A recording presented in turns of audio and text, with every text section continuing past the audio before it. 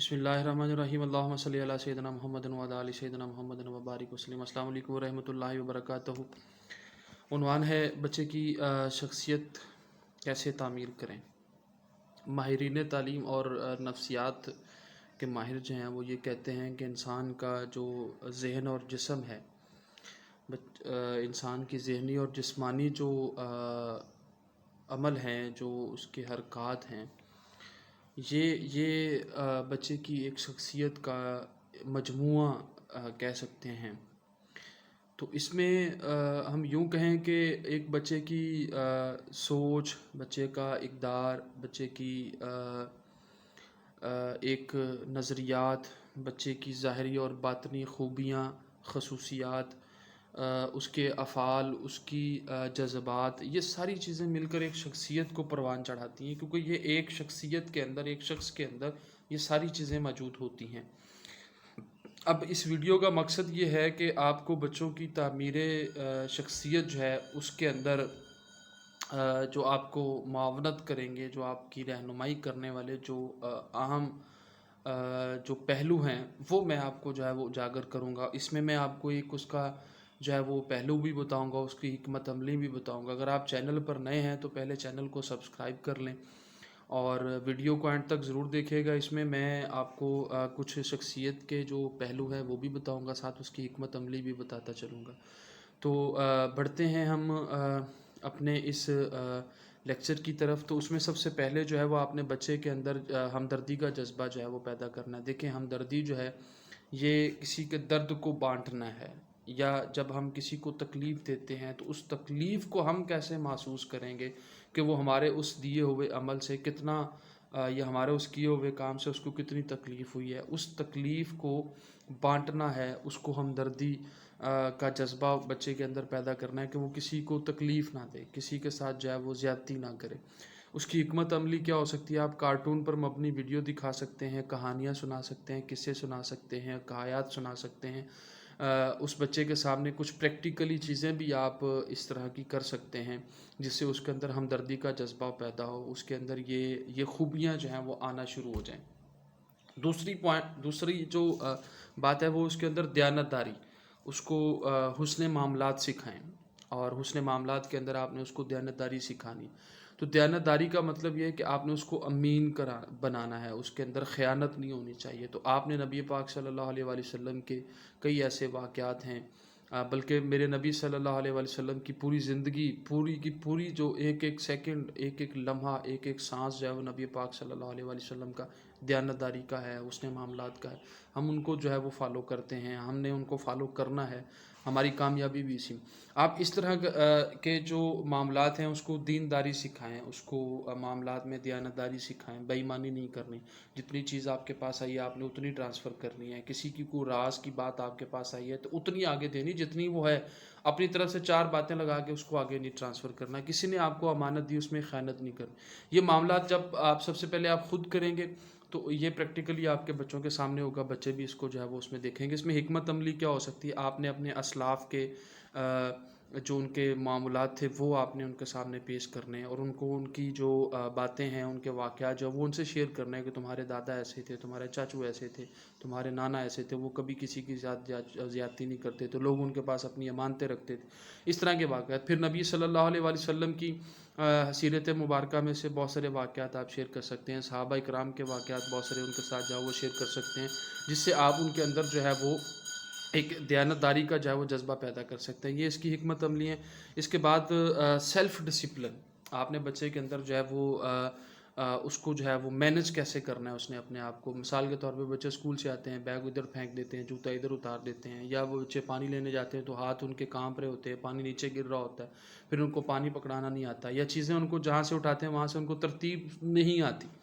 तो इसके लिए मनसूबा बंदियाँ बनाना जो है वो बहुत ज़रूरी है। आपके पास एक उसकी शख्सियत को जब आप कब तक जो है वो इस तरह रखेंगे, جس طرح وہ ہے آپ نے اس کے لیے کوئی ڈسپلن بنانا ہے، اس کے لیے کوئی منصوبہ بندی کرنی ہے تاکہ اس کی شخصیت کے اندر جب وہ ایک نظم و ضبط آ جائے. تو اس کے لیے حکمت عملیہ کیا ہے؟ اس کو چیزیں رکھنے کی عادت ڈالیں کہ بیٹا یہ فلاں چیز الماری میں رکھے ہو، بیٹا یہ فلاں جوتے فلاں جگہ پہ رکھے ہو، بیٹا یہ بیڈ شیٹ آپ نے بچھا دینی ہے، بیٹا یہ آپ گلاس آفس میں یا گھر میں ہیں تو گھر میں فلاں جگہ پہ کچن میں رکھے ہو. یہ سیلف ڈسپلن میں آپ اس کو ذمہ داریاں دیں اور ساتھ ساتھ ان ذمہ داریوں کو واچ بھی کریں کہ وہ ان کو کیسے پورا کرتے. جہاں پہ اس کو پرابلم ہوتی ہے اس کے معاملات میں اس کی ہیلپ کریں، اور بچوں کے اندر جو ہے وہ عادت ڈالیں کہ وہ اپنے معاملات کو ایک ٹائم ٹیبل کے مطابق ایک وقت کے تقاضے میں یا ایک وقت کے اندر رہتے ہوئے انہوں نے اس کو مکمل کرنا ہے. اس کے بعد ہے حق گوئی. یہ بہت مشکل مرحلہ ہے. یہ شخصیت کا میں ذاتی طور پہ یہ سمجھتا ہوں کہ حق گوئی جو ہے یہ بہت مشکل ہے. اس کے لیے ہمیں بڑے پاپڑ بیلنے پڑتے ہیں، بڑی ہمت کرنی پڑتی ہے، بڑا حوصلہ کرنا پڑتا ہے. سچ بولنا. اور آپ نے اپنے بچے کے اندر جب وہ یہ چیز ڈال دینی ہے کہ دھوکہ نہیں دینا کسی کو، جھوٹ نہیں بولنا کسی سے.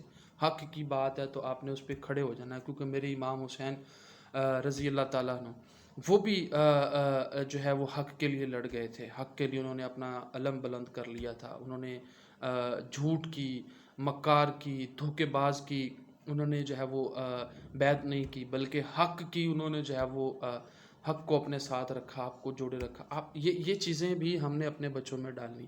یہ اس میں قصوروار مطلب کہ نہ ٹھہرائیں. اگر بچے سے کوئی غلطی ہو جاتی ہے اس کو فوری طور پہ ٹوکنا شروع کر دیں، اس کو قصوروار کہنا شروع کر دیں. نہیں، اس کو تربیت کریں، اس کو اس کے معاملات میں اس کی ہیلپ کریں، اس کو بری عادات سے بچانے کے لیے آپ حکمت عملیاں بنائیں. آپ نے ان کو جو ہے وہ حق گوئی کا سبق دینا ہے. حق گوئی کے لیے آپ کے پاس حکمت عملی کیا ہو سکتی ہے؟ بچوں کے سامنے جھوٹ مت بولیں، بچوں سے جھوٹ مت بلوائیں. بچوں کے سامنے آپ نے سچ والی باتیں کرنی، اور ان بچوں کو بھی سچ بولنے کی آپ نے تلقین کرنی ہے. بچوں سے جو ہے وہ آپ نے چغلی نہیں کروانی کہ فلانے کی بات مجھے آ کے بتا دو، فلانے کی بات تم اس کو بتا کے ہو. اس سے ہی تو یہ ساری چیزیں بچوں میں جنم لینا شروع ہو جاتی. اس کی یہ حکمت عملی ہے. حق گوئی کے حوالے سے روحانی نشو و نما یہ بہت ضروری ہے، بہت ضروری ہے. یہ شخصیت کا میں یہ بینگ کا ایک استاد یہ سمجھتا ہوں کہ آج معاشرے کے اندر سب سے جو کمی پائی جاتی، سب سے زیادہ جو تربیت عمل کے اندر اور ایک شخصیت کے اندر جو کمی محسوس ہوتی ہے وہ ہے روحانی شخصیت. روحانی جو نشو و نما ہے یا روحانی جو تربیت ہے وہ ہماری بہت کم ہو گئی ہے. روحانیت کا مطلب آپ نے اپنے بچوں کو اللہ، رب، خالق، مالک، رازق، داتا اس کا کنسیپٹ دینا ہے کہ ہمیں اللہ نے پیدا کیا ہے، ہم اس دنیا میں اللہ کی مرضی سے آئے ہیں، ہم نے جانا بھی اللہ کی مرضی سے، اور اس دنیا کے اندر ہم نے ہر کام اللہ کی مرضی سے کرنا ہے. نبی پاک صلی اللہ علیہ وسلم نے پوری زندگی ان کی جو میں مطلب کہ یہاں پہ ایک واقعہ تو کوٹ نہیں کر سکتا، لیکن یہ ہے کہ یہ واقعہ جو ہے میں الگ سے ایک کہانی کی صورت میں اپلوڈ کر دوں گا جس میں یہ بتایا جائے گا کہ حیات اور زندگی میں کیا فرق ہے. یہ ویڈیو میری ضرور دیکھیے گا، بڑا اچھا اور بڑا خوبصورت ٹاپک ہے. ہم آتے ہیں ہمیں اللہ نے زندگی کیوں دی ہے، ہمیں کیوں بنایا اللہ نے، ہم کس مقصد کے لیے دنیا میں آئے. یہ سارے کویسچنس کے جواب آپ نے بچے کو رٹوانے، پھر آپ نے اس کا اللہ کے ساتھ تعلق جوڑنا ہے. اللہ کے ساتھ تعلق جوڑنے کے لیے سب سے پہلے اس کو تیار کرنا ہے کہ وہ اپنے رب کی طرف کیسے جائے، اپنے رب کی طرف لوٹے، اپنے رب کی طرف جائے، اپنے رب کو جو ہے وہ جانے، اس کو پہچانے. عرفان اللہ کے معاملات کو دیکھنا ہے. اس کو وہ چیزیں دکھائیں جو اللہ کے قریب اس کو لے کے جاتی. اس کے لیے آپ حکمت عملی کیا کر سکتے ہیں؟ آپ قرآن پاک کا ترجمہ بچے کے سامنے بیان کریں، قرآن پاک کو کھول کر پڑھنا شروع کریں، قصص الانبیاء اس کو سنائیں، سیرت نبوی سنائیں، اور تمام دیگر جو ہمارے کہہ لیں کہ ہمارے اسلامی افکار کی باتیں ہیں، اسلامک ہمارے جو کانسیپٹ ہیں وہ بچے کے سامنے رکھیں. نماز، روزہ، حج، زکوٰۃ، یہ ساری چیزیں آپ اس کو بتائیں.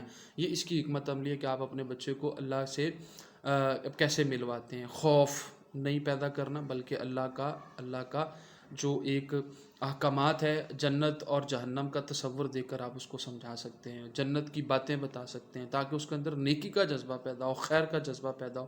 اور شیطان کا تصور دیں کہ شیطان کیسے کن مقامات پر آپ کو جب وہ ورغلاتا ہے، اس کے جو ہے وہ آپ نے شیطان کی جو قصے ہیں، کہانیاں ہیں وہ سنائیں کہ یہ کیسے کیسے ہمیں اپنی طرف جو ہے وہ لے کے جانے کی کوشش کرتا ہے۔ اللہ نے 2 راستے بتا دیے، ایک نیکی اور برائی، ہمیں نیکی پر چلنا ہے، برائی شیطان کا راستہ ہے، وہ ہمیں اس طرف لے کے جاتا ہے، اس کی طرف ہمیں نہیں جانا۔ یہ حکمت عملی آپ اپنے بچے کی روحانی جو نشو و نما ہے اس کے لیے اپنا سکتے ہیں۔ اس کے بعد ہے عدم تعصب، یہ بہت زیادہ پایا جاتا ہے۔ بینگ اے مسلم، نبی پاک صلی اللہ علیہ وآلہ وسلم کی حدیث مبارکہ کہ کسی عربی کو کسی اجمی پر، اور کسی اجمی کو کسی عربی پر، اور کسی گورے کو کسی کالے پر، کسی کالے کو کسی گورے پر کوئی برتری فوقیت نہیں ہے تو وہ صرف تقوی ہے، تقوی۔ یہ تعصب ہمارے بچوں میں پایا جاتا ہے، تم ارائی ہو، تم جٹ ہو، تم راڑے ہو، تم فلاں ہو، یہ تعصب، یہ برادری، یہ نسل کا تعصب جو ہے اس سے بچے کو نکالنا ہے، کیونکہ میرے نبی نے فرما دیا ہے کہ تقوی کی بنیاد پر آپ نے میرے سامنے آنا ہے، اللہ کے سامنے جانا ہے، وہ تقوی ہم نے بچوں میں ڈیولپ کرنا۔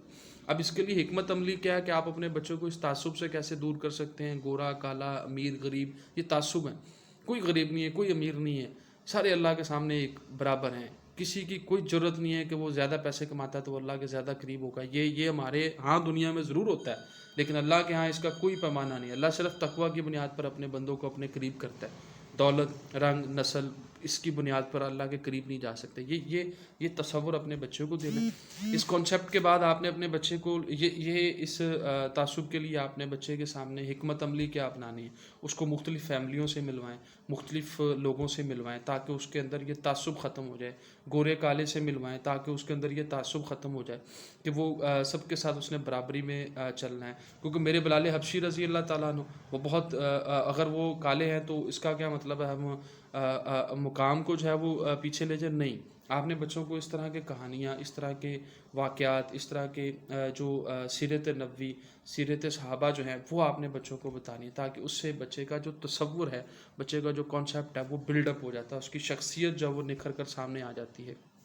اس کے بعد جو آخری ایک میری نظر میں جو پوائنٹ ہے وہ ہے خود اعتمادی۔